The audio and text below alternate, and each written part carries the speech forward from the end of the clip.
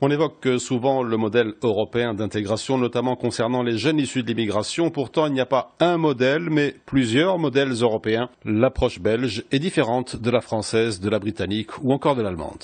Depuis très longtemps, d'ailleurs, on dit qu'il y a des politiques d'intégration nationales, donc elles sont déterminées par des manières de faire qui sont tout à fait différentes et qui opposent traditionnellement, par exemple, l'Angleterre, qui a toujours été considérée plus multiculturaliste ou plus ouverte aux communautés, à une politique française beaucoup plus fermée.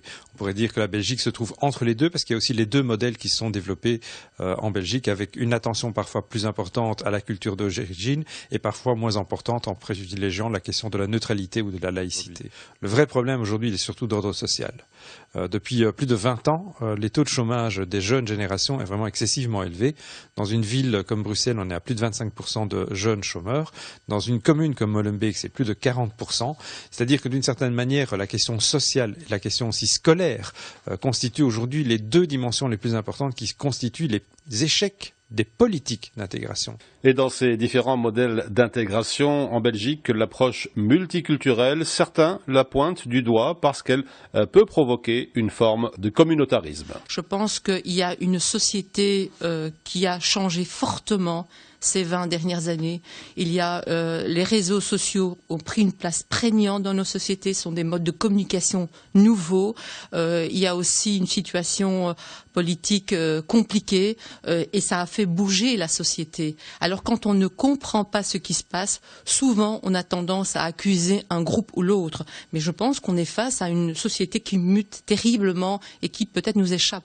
Les jeunes issus de la diversité, notamment de confession musulmane, reconnaissent encore aujourd'hui qu'ils ont rencontré des obstacles sur leur chemin, absence de moyens, d'encadrement, mais cela ne veut pas dire pour autant que tout le monde est en situation d'échec. J'ai l'impression que dans l'enseignement, on ne donne pas suffisamment d'ambition à nos jeunes, parce que moi-même j'ai terminé mes secondaires en pensant que l'université, c'était pas à ma portée, et nos professeurs, eux, ils étaient pas là pour nous motiver à aller beaucoup plus loin.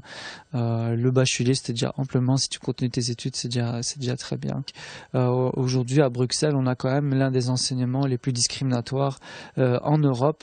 On voit que les jeunes d'origine étrangère ont beaucoup plus difficile à réussir. Il y a un décrochage scolaire très important à Bruxelles. Et donc, j'ai pas l'impression que c'est qu'une question de moyens, c'est surtout une question de vision. Qu'est-ce qu'on essaye de faire avec nos jeunes? On devrait justement créer des ponts entre différentes communautés, créer des ponts entre différents pans de population, entre des quartiers, etc., pour permettre une certaine ouverture d'esprit, une certaine ouverture, un accès, et surtout faire comprendre aux gens que l'accès à l'éducation, à l'accès à la culture est un accès universel et que tout le monde peut y accéder. Vu le contexte actuel, c'est vrai que c'est plus compliqué. On a l'impression de toujours devoir se justifier sur pourquoi est-ce que tu portes le voile, est-ce que tu te détaches de ce qui se passe, etc., etc. Te désolidarises plutôt. Donc oui, on revient souvent avec cette histoire d'identité musulmane, etc. Clairement, quoi.